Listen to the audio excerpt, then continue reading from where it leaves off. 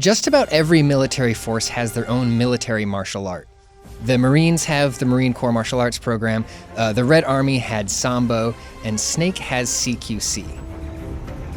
What is that stance? It stands for Close Quarters Combat, and it's not just a cute name that Kojima made up. It's a fully realized, branching fighting style that Snake can use to disarm and disable like 7 dudes in 20 seconds.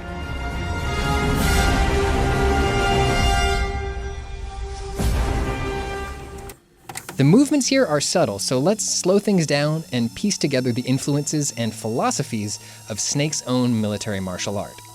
We're gonna have a few players here, so let's give them names. We'll call this first guy Freddy.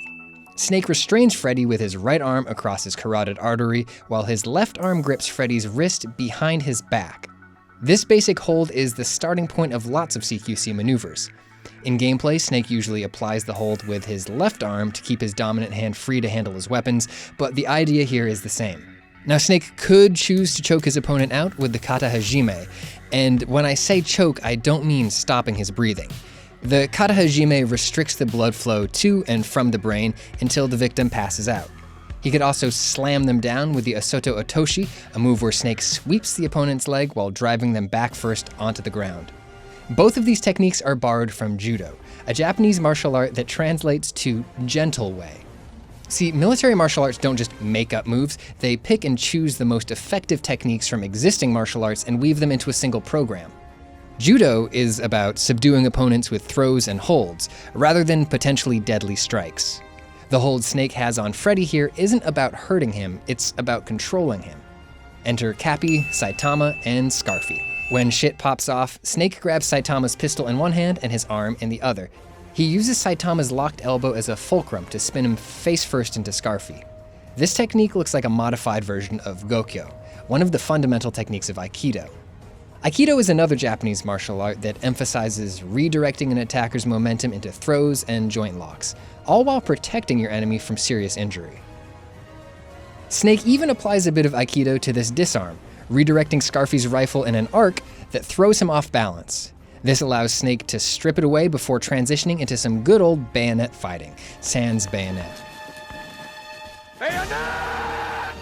Soldiers have been using long guns as melee weapons since at least the 1600s, and while close-range combat isn't as common as it was back then, bayonet fighting is still a big part of military training. Snake knocks Scarfy back with a straight thrust, then turns to meet Cappy with a disrupt, a defensive maneuver meant to knock away the attacker's weapon to make room for a counterattack.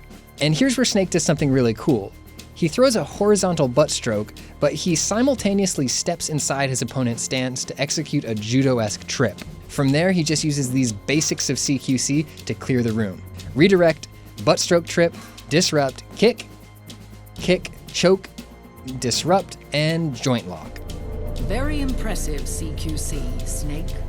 CQC is fast, effective, and most of all, non-lethal. Even when Snake pulls his knife, he uses it to brace his opponent rather than to slash or stab. The emphasis on non-lethal attacks makes sense. Enemies are more used to Snake alive than dead.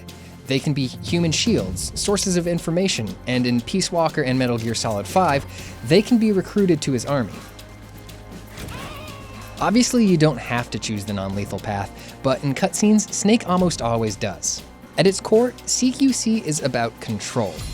Every combat scenario begins with dangerous variables, multiple attackers with multiple weapons. Snake uses his toolset to systematically remove those variables until he's in control.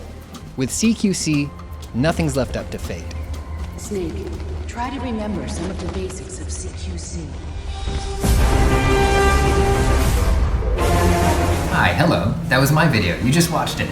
And if you enjoyed it, you should subscribe to Polygon here on YouTube. And while you're here, you should also check out another one of these videos that I did about Spider-Man's fighting style from the new game. And if there's other video game characters who have cool fighting styles that you want me to dig into, let me know in the comments.